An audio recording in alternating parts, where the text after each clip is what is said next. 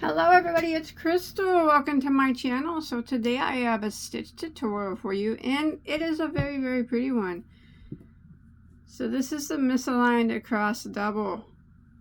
It's very pretty. As you can see though, it is a semi see-through stitch. I think this stitch would look good you know, working it like this, and then if you made a garment, wearing it on the vertical like this. That way the straps would be go the vertical way. But there's lots of things that you could do with it. You can incorporate it in blankets, anything, scarf, a nice, you know, doesn't have to be super solid to be a scarf. It's really pretty, and it's really easy. It's just a 2-row repeat. The sides, they stay pretty straight, and it looks the same on both sides. And as you can see, why you can probably see why it's called the misaligned, because they are catty cornered. All right, you guys want to go ahead and get started? All right. Do remember that this is just a stitch tutorial. I'm just going to show you how to crochet excuse me, the misaligned cross double. So what you do with it is up to you. You can, you know, your imagination is endless. But I will show you, for the purpose of the tutorial, what yarn was used for that particular swatch there. And remember, what yarn and hook you use, it will be dependent on what you make with it. But that was made with Caron Simply Soft, which is a medium weight number 4 100% acrylic, in my favorite color of the Caron Simply Soft, Victorian Rose.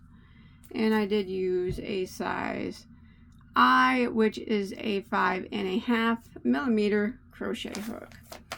Now, this is very easy to do. So whatever it is that you decide to make, blanket, top, scarf, whatever, it needs to be done, your chain needs to be in an odd number.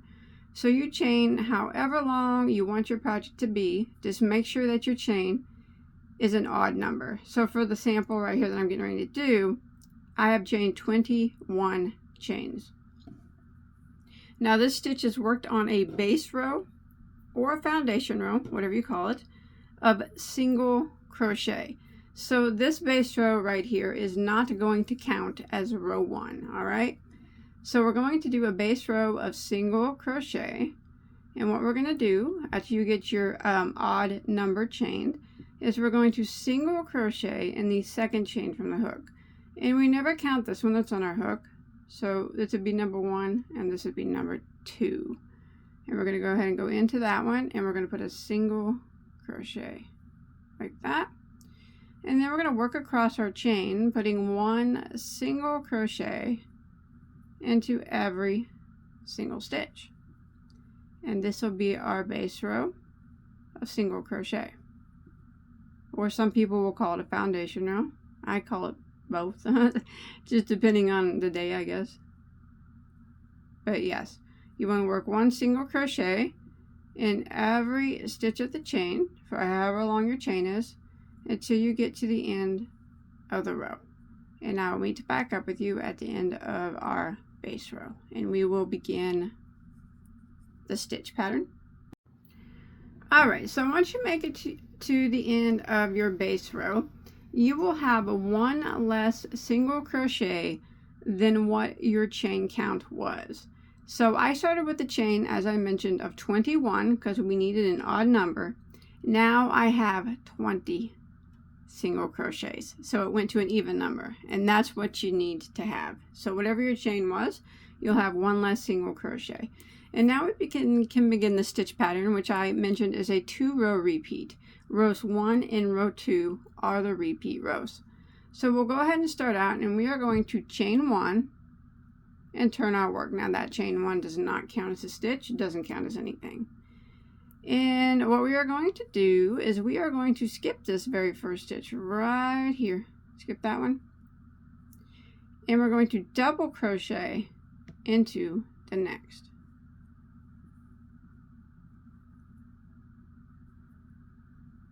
Just like that. Now we're just going to back it up to the stitch that we just skipped, which is this very first one. and we're going to double crochet into that. So we're going to yarn over, go right back into the stitch that we just skipped, and grab our working yarn, pull it up, and it's called a crossover cross stitch because we cross over that first stitch we just did and do a double crochet. Just like that. And that is what we're going to repeat all the way to the end. So again, we're going to skip one stitch. Always remember to look closely because sometimes since you cross over the stitch that you did, this one kind of pulls and it looks like maybe that one has not been worked, but you can see that it has. So make sure that you look for that closely. So we are going to skip one stitch, the next stitch, and double crochet into the next. What we're doing is the double cross stitch, and then we're just going to back it up to that stitch that we just skipped right there, right before this one, and double crochet into that one. So we're just going to yarn over and just go right across the front of the one that we just did, and insert your hook into that stitch that we skipped. Grab that working yarn and pull it up a little bit tall so it crosses over, and then do a double crochet like normal. That's it. That's what we're going to repeat. Let's do it again.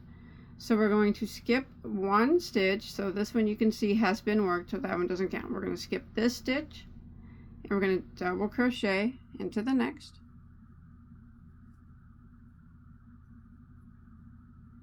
And then we are going to back it up to that one that we just skipped right there and double crochet into that one. So we're just going to yarn over and insert our hook into the one that we just skipped. Grab our working yarn and pull it up a little bit tall to cross over that one we just did, and then double crochet like normal. And we are going to continue this pattern until we get to the end of the row. So one more time, we are going to skip the next stitch that's not worked. So remember, this one you can see is worked. Skip this one and double crochet into the next. And then we're going to double crochet back into the stitch that we just skipped. So this one right here. Pull it up and double crochet. And I'm going to keep repeating that double cross stitch all the way until I make it to the end of the row.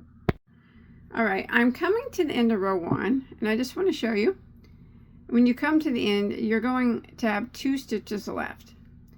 We're going to end it the same way that we began it. And that's really the only difference between the 2 repeat rows.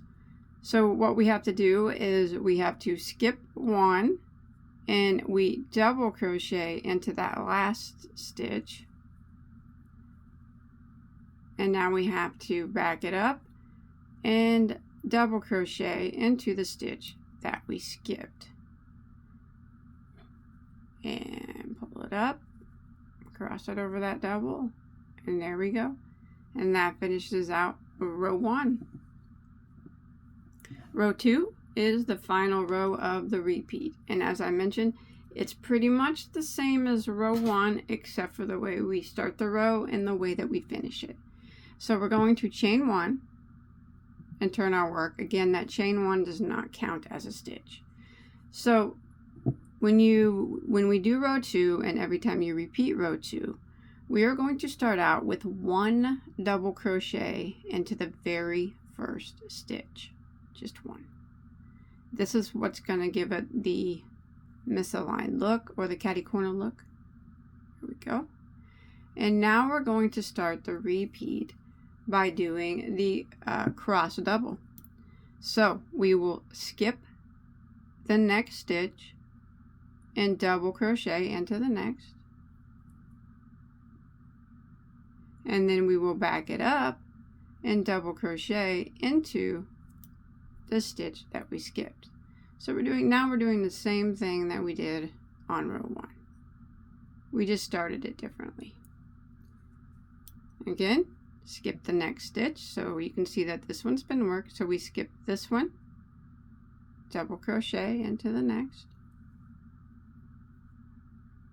and then we back it up and double crochet into the one that we skipped.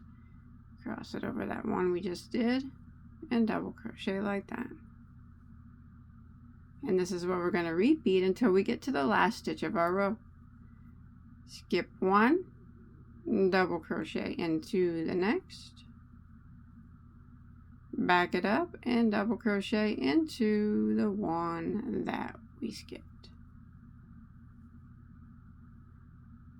So remember, I'm doing the same thing that I did on row 1, except for you can see now that they are catty corners. The cross doubles, skip one, double into the next, and then back it up and double crochet into that one that we skipped, which crosses over the one that we just did. I'm going to repeat this pattern until we have one stitch that remains. Alright, I'm coming to the end of row 2, and I just did my last cross double here, and you can see that I do have one stitch here that remains. I'm just going to end it the same way we began, with one double crochet into the last stitch. And that ends row 2, and that ends the repeat rows. We'll just keep repeating rows 1 and 2, 1 and 2, until you get to your desired size. Now remember, the only difference between them is the way we start and finish the row. So for row 3, I would just chain 1 and turn and repeat what we did on row 1. And every time we repeat row 1, we start with a cross double. So we have to skip this very first stitch and double into the next, and then back it up and double crochet into the first stitch, and continue the pattern as normal, doing a cross double, skipping one, and doubling into the next, and backing it up and doubling into the one that we skipped. And we would just do this until we get to the end of the row, and we would have to end in a cross double. And then once you finish that row, for row 4, you would repeat row 2, and that is where you that's where you start with one double crochet into the first stitch, and then you do your cross doubles, and then you end with one double crochet. That's it. That's it. That's the only differences. You just keep repeating rows 1 and 2, 1 and 2. Just like that. One row ends with the cross double, and it begins with the cross double, and the next row begins and ends with the double crochet. That gives it that catty corner look, or the misaligned look. And after a few repeats, it starts to look like this. And that's it. I hope that you enjoyed my tutorial, and I hope that you were able to follow along okay. I think it's a very beautiful stitch, and it has lots and lots of potential.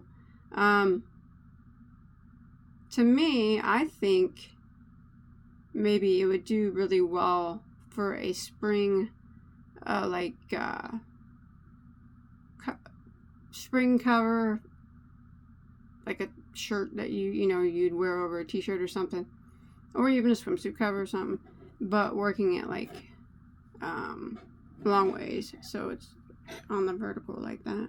But you can do it both ways as well, but you can use it for whatever you want, whatever your heart desires. And whenever you make, show me a picture on my Facebook page. I'd really like to see it. And don't forget to check out all my other tutorials. I have hundreds and hundreds and hundreds. Anything that you could ever want to make, I do have multiples of them. I'm certain I do. And they're all free for you to enjoy. So hit that subscribe button, and don't forget to turn that notification bell on so you don't miss out. I'll see you guys on my next video, alright? Take care. Bye, guys.